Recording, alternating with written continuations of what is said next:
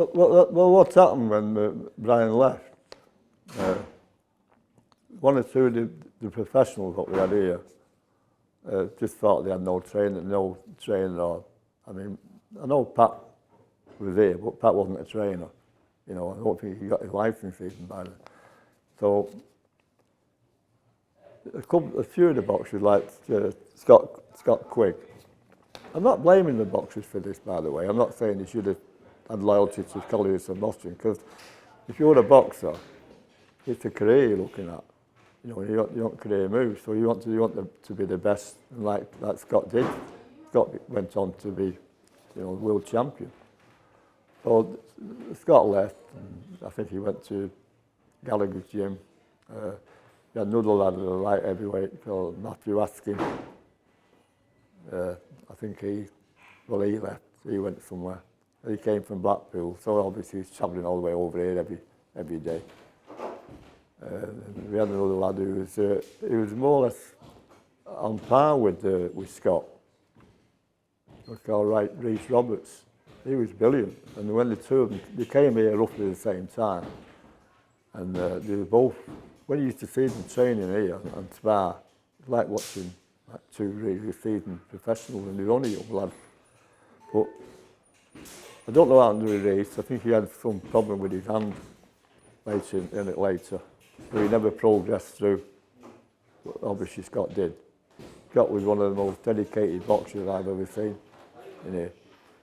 You know, I've seen people now who are that dedicated, but in them days it was unusual to be as dedicated as what Reece was. I passed the door here one day on Christmas Day, and the doors were open. And I thought, who's that in the Christmas Day, you know? And the car just put my head on, and Scott Quigg there training on his own. You know, and I said to him, what are you doing in here? He said, well, while I'm training here, he said, I'm one better than all the other boxers who lay in bed today, you know. So it was really, but say that they left, so we didn't really have any seasoned professionals here.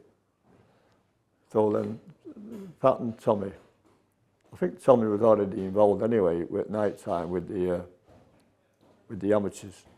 Because I think at one time Brian did the day and the night, but I think Tommy took over. So I think Tommy was already there, but the professionals in here didn't have a trainer, so Pat became the trainer. But like I say, we didn't have any top class trainers, top class professionals here.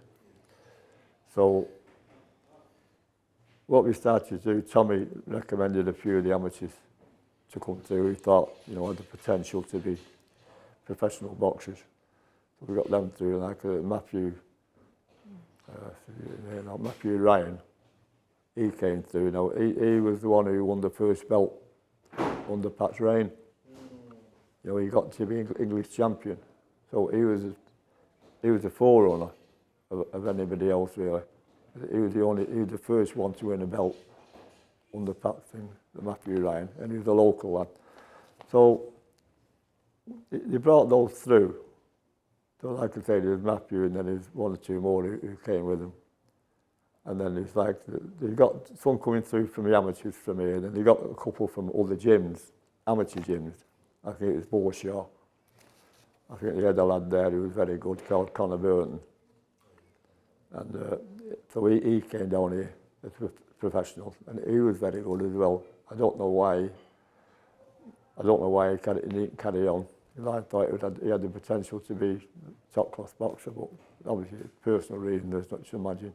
I never know why. So they had these amateur fighters coming through from the amateur ranks, plus one or two more from other gyms. So eventually we finished up with probably half a dozen boxers who was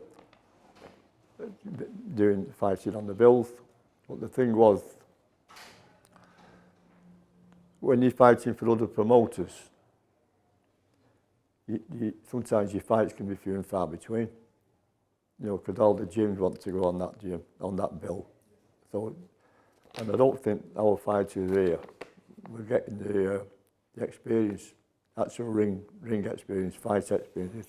You train all day, every day in a gym, but it doesn't replicate the actual being in the ring on a Saturday night in front of a large audience, you know, in front of a big crowd.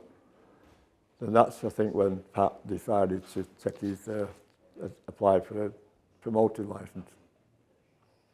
So I think before that, we used to be mixed up with, I think, the Hatton's family, Ricky Hatton and his father were on the contract with Sky, I think.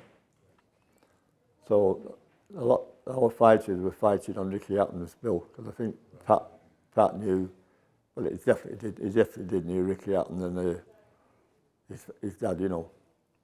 So they were going on their bill, but then I think something happened regarding the Hatton promotions in Sky. I can't quite remember it now, but it was something where they either lost the contract or I don't know why, but something happened. And then he really struggled then to put boxers on.